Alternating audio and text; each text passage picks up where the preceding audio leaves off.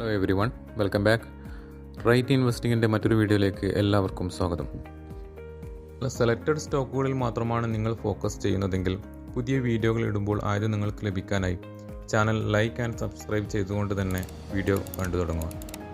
അതുപോലെ കൂടുതൽ അപ്ഡേറ്റുകൾക്കായി ഡിസ്ക്രിപ്ഷനിൽ നൽകിയ ലിങ്ക് വഴി വാട്സാപ്പ് ഗ്രൂപ്പിലേക്ക് നിങ്ങൾക്ക് ജോയിൻ ചെയ്യാവുന്നതുമാണ്.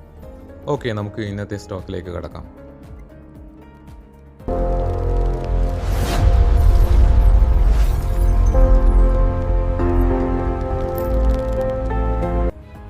ഇന്ത്യയിലെ ഒരേ ഒരു വെർട്ടിക്കലി ഇൻ്റഗ്രേറ്റഡ് കമ്പനിയാണ് Hindustan copper limited.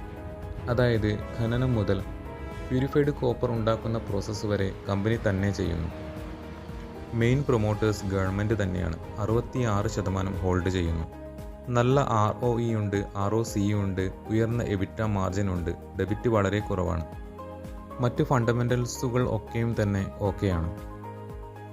December quarter നോക്കുമ്പോൾ FII അവരുടെ സ്റ്റേക്ക് 5.05% നിന്ന് 6.56% ആയി ഉയർത്തിയിട്ടുണ്ട്. പ്രൊമോട്ടേഴ്സ് അവരുടെ സ്റ്റേക്ക് കണ്ടിന്യൂ ചെയ്യുന്നുണ്ട്. പബ്ലിക് ഷെയർ ഹോൾഡിംഗ് 1% കുറഞ്ഞിട്ടുണ്ട് എന്നതും കമ്പനിയെ സംബന്ധിച്ച് പോസിറ്റീവാണ്. റീസെൻ്റായി മെറ്റൽ സ്റ്റോക്കുകളിലൊക്കെ നല്ല രീതിയിലുള്ള റാലി നമ്മൾ കണ്ടതാണ്. ആദ്യം ഗോൾഡാണ് റാലി സ്റ്റാർട്ട് ചെയ്തതെങ്കിലും പിന്നീട് സിൽവർ വളരെ നല്ല രീതിയിൽ റാലി ചെയ്തു. ശേഷം കോപ്പറും സിങ്കും ഒക്കെ ഇതിൻ്റെ ഭാഗമായി. ഇപ്പോൾ ഇവയെല്ലാം അത്യാവശ്യം കറക്റ്റ് ആയിട്ടുമുണ്ട്. ഈ മെറ്റൽ സ്റ്റോക്കുകളുടെ റാലി ഒന്നുകൂടെ കണ്ടിന്യൂ ചെയ്യാൻ സാധ്യതയുണ്ട് എന്ന് ഞാൻ വിചാരിക്കുന്നു. പ്രത്യേകിച്ച് ഗ്ലോബൽ എക്കോണമി ഗ്രീൻ എനർജിയിലേക്ക് ഷിഫ്റ്റ് ആവുകയാണ്. അടുത്ത റാലിക്ക് മുൻപുള്ള കറക്ഷൻ ആൻഡ് കൺസോൾട്ടേഷൻ ആവാനാണ് സാധ്യത കാണുന്നത്. ഇത് ചുമ്മാതെയുള്ള ഒരു ഊഹമല്ല, മറിച്ച് AI-യുടെ വളർച്ച കാരണം ഡാറ്റാ സെൻറ്ററുകൾ വലുതായി വരികയാണ്. ഓരോ ഹൈപ്പർ സ്കെയിൽ ഡാറ്റാ സെൻറ്ററിനും ടൺസ് ഓഫ് കോപ്പർ ആവശ്യമാണ്. അതായത് ആർട്ടിഫിഷ്യൽ ഇൻ്റലിജൻസ് വളരെ വേഗത്തിൽ വളരുന്നത് നാം കാണുന്നുണ്ട്. AI ടൂൾസായ ChatGPT, ഗൂഗിൾ ജെമിനി തുടങ്ങിയൊക്കെ ഉപയോഗിക്കാൻ വളരെ വലിയ ഡാറ്റാ സെൻറ്റേഴ്സ് വേണം. ഒരു ഹൈപ്പർ സ്കെയിൽ ഡാറ്റാ സെൻറ്റർ എന്ന് പറയുമ്പോൾ ഒരു ചെറിയ ടൗണിൻ്റെ അത്രയും വലിപ്പമുള്ള ഒരു ബിൽഡിംഗ് ആയിരിക്കും. ഇങ്ങനെയുള്ള ഒരു ഹൈപ്പർ സ്കെയിൽ ഡാറ്റാ സെൻറ്ററിന് 100 കണക്കിന് സെർവറുകൾ ഉണ്ടായിരിക്കും. കോപ്പറിന് വലിയ റോൾ ഉണ്ട്. ഉദാഹരണത്തിന് പവർ ഡിസ്ട്രിബ്യൂഷന് തന്നെ തിക്ക് കോപ്പർ കേബിൾസ് വേണം. വയറിംഗ് ആൻഡ് കൂളിംഗ് സിസ്റ്റത്തിന്, അതുപോലെ ഗ്രൗണ്ടിങ്ങിന്, അതായത് സുരക്ഷയ്ക്ക് വേണ്ടി ഭൂമിയിലേക്ക് കണക്ട് ചെയ്യാൻ. ഇങ്ങനെ കോപ്പറിന് വലിയ ഡിമാൻഡ് ഉണ്ട്. ഒരു സിംഗിൾ ഹൈപ്പർ സ്കെയിൽ ഡാറ്റാ സെൻറ്ററിന് 1000 ടൺസ് ഓഫ് കോപ്പർ ആവശ്യമായി വരും എന്നാണ് പറയുന്നത്. AI വളരുന്നതിനനുസരിച്ച് ഡാറ്റാ സെൻറ്റേഴ്സിൻ്റെ എണ്ണവും വലുതാവും. അപ്പോൾ ഇലക്ട്രിസിറ്റി കൺസപ്ഷനും കൂടും. അത് കോപ്പറിനും ബൂസ്റ്റ് ആവും. മറ്റൊന്ന്, പെട്രോൾ ഡീസൽ വെഹിക്കിൾസിനെ അപേക്ഷിച്ച് ഇലക്ട്രിക് വെഹിക്കിൾസിൽ 4-5 മടങ്ങ് അധികം കോപ്പർ ഉപയോഗിക്കുന്നുണ്ട്. ലോകത്തിൽ മൊത്തത്തിൽ തന്നെ ഇപ്പോൾ EV അഡോപ്ഷൻ കൂടി വരികയാണ്. 2030 ഇന്ത്യയിൽ തന്നെ വലിയ ഒരു അളവിൽ വാഹനങ്ങൾ EV ആയി മാറാനുള്ള സാധ്യതകളാണ് കാണുന്നത്. ഫ്രണ്ട്സ്, ഇതിന് പാരലൽ ആയി ഗ്രോ ചെയ്യാൻ വളരെ സാധ്യതയുള്ള സെക്ടറാണ് റിന്യൂവബിൾ എനർജി സെക്ടറും. റിന്യൂവബിൾ എനർജി സെക്ടറുമായി ബന്ധപ്പെട്ട് നമ്മൾ നേരത്തെ വീഡിയോ ചെയ്ത വാരി എനർജിയും വാരി റിന്യൂവബിളും ഓൾറെഡി നമുക്ക് നല്ല രീതിയിലുള്ള റിട്ടേൺ നൽകി കഴിഞ്ഞു. ഹിന്ദുസ്ഥാൻ കോപ്പറിൻ്റെ സാധ്യതകളെക്കുറിച്ചാണ് നമ്മൾ സംസാരിക്കുന്നത്. ഒന്ന്, AI-യുടെ വളർച്ചയുമായി ബന്ധപ്പെട്ട് ഡാറ്റാ സെൻറ്റേഴ്സ് വളർന്നു വരികയാണ്. ഓരോ ഹൈപ്പർ സ്കെയിൽ ഡാറ്റാ സെൻറ്ററിനും ടൺസ് ഓഫ് കോപ്പർ ആവശ്യമാണ് എന്ന് നമ്മൾ കണ്ടു. അതുപോലെ ഇലക്ട്രിക് വെഹിക്കിൾസിൽ പെട്രോൾ ഡീസൽ വാഹനങ്ങളെക്കാൾ 4-5 മടങ്ങ് അധികം കോപ്പർ യൂസ് ചെയ്യുന്നുണ്ട്. അതായത് കോപ്പറിന് ഇൻഡസ്ട്രിയൽ ഡിമാൻഡ് കൂടി വരുന്നുണ്ട് എന്ന് അർത്ഥം. അതുപോലെ EV സെക്ടറും വളർന്നു വരികയാണ് എന്ന് നിങ്ങൾക്ക് അറിയാമല്ലോ. കൂടാതെ റിന്യൂവബിൾ എനർജി പ്രൊജക്റ്റുമായി ബന്ധപ്പെട്ടും കോപ്പർ ആവശ്യമാണ്. പ്രത്യേകിച്ച് സോളാർ എനർജി പ്രൊജക്റ്റുമായി ബന്ധപ്പെട്ടും വിൻഡ് എനർജി പ്രൊജക്റ്റുമായി ബന്ധപ്പെട്ടും കോപ്പർ ആവശ്യമാണ്. ഓരോ സോളാർ പാനലിലും കോപ്പർ വയേഴ്സ് ഉണ്ട്. അതുപോലെ വിൻഡ് ടർബൈനിനുള്ളിൽ വലിയ കോപ്പർ ജനറേറ്റേഴ്സ് ഉണ്ട്.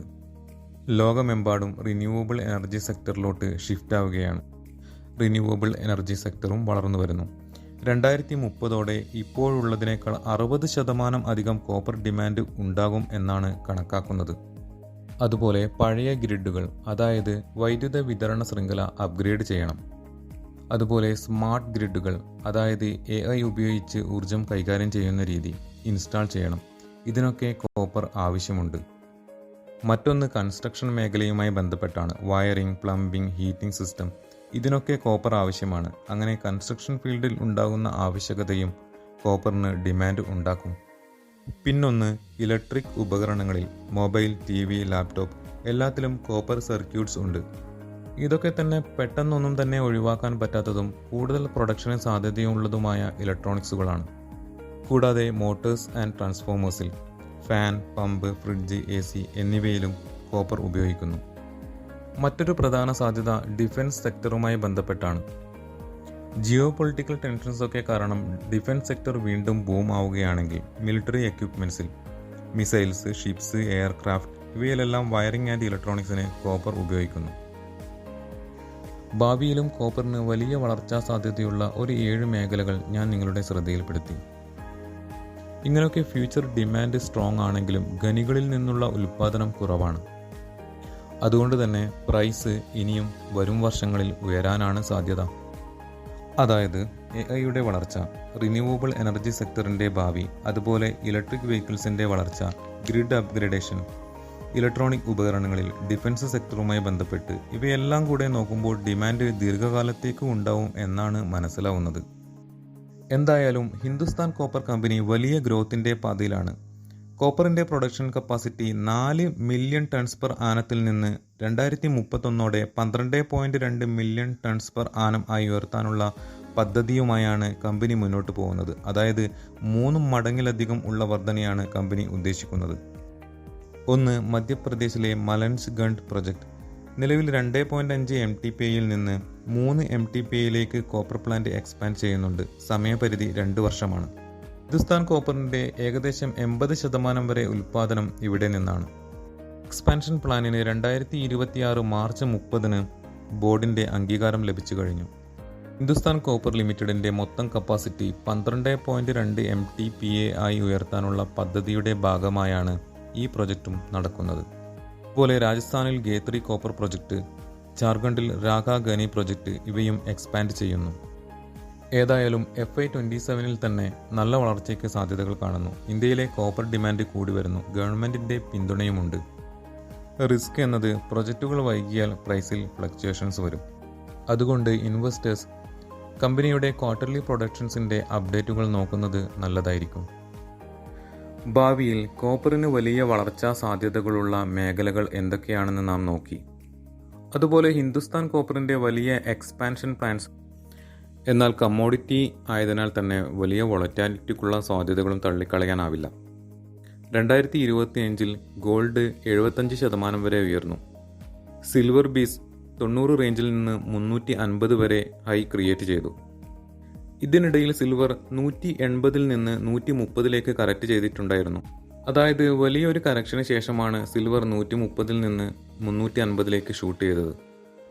കമ്മോഡിറ്റി ആയതിനാൽ തന്നെ ഇതുപോലുള്ള ഹൈ വോളറ്റാലിറ്റി കോപ്പറിനും സാധ്യതയുണ്ട്.